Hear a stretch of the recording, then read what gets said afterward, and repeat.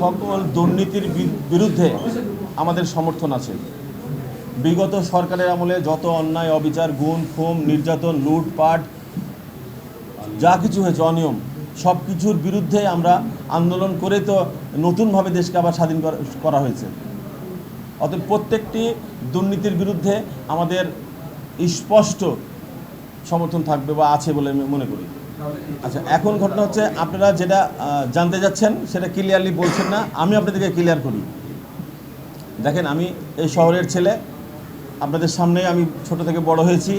আমার আচার আচরণ এবং দীর্ঘ 30-32 বছরের রাজনৈতিক ক্যারিয়ার আমি আপনাদের সঙ্গে শেয়ার করেছি, উঠেছি বলেছি, প্রোগ্রাম করেছি, সম্পর্ক রেখেছি।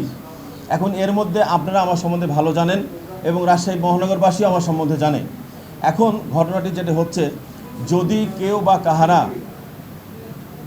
একটি ঘটনা ঘটায়, এখানে সেখান থেকে বাঁচার জন্য আমার নাম ব্যবহার করে, আর সেই দায়িত্ব যদি আমাকেই নিতে হয় যে কোনো অন্যায়ের, এবং এমনকি উল্লেখ করছি আপনাদের সামনে, বলেন ব্যাপারটা লক্ষ্য করবেন, আজকে যে অনিয়মভাবে, নিয়ম বহির্ভূতভাবে আমাকে যে চিঠি বহিষ্কার করা হয়েছে, এটাও কিন্তু একটি অন্যায়।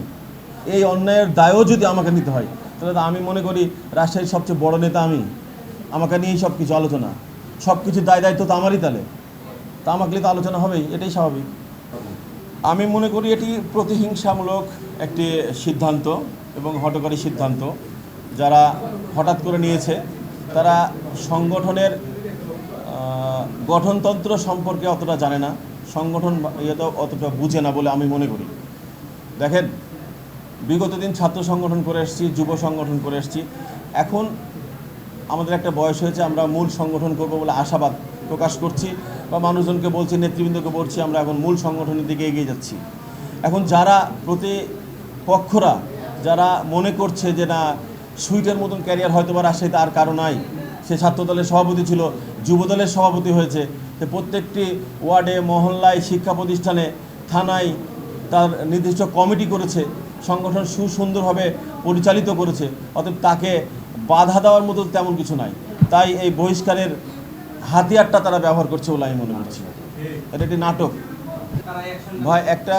একটা ঘটনা ঘটে দেওয়ার পর পত্রিকাতে এবং অনলাইনে যখন চিঠি দিয়ে দেয়, তারপরে তাদেরকে কি আপনি মনে করেন কথা বলে শুধু সময় নষ্ট ছাড়া অন্য কিছু না? তারা তো এই ঘটনা সম্বন্ধে বুঝতেই চাইবে না, তারা তো ইচ্ছা প্রণীতভাবে এই ঘটনাটি ঘটিয়েছে। আমি আপনাদের সহযোগিতা কামনা করছি।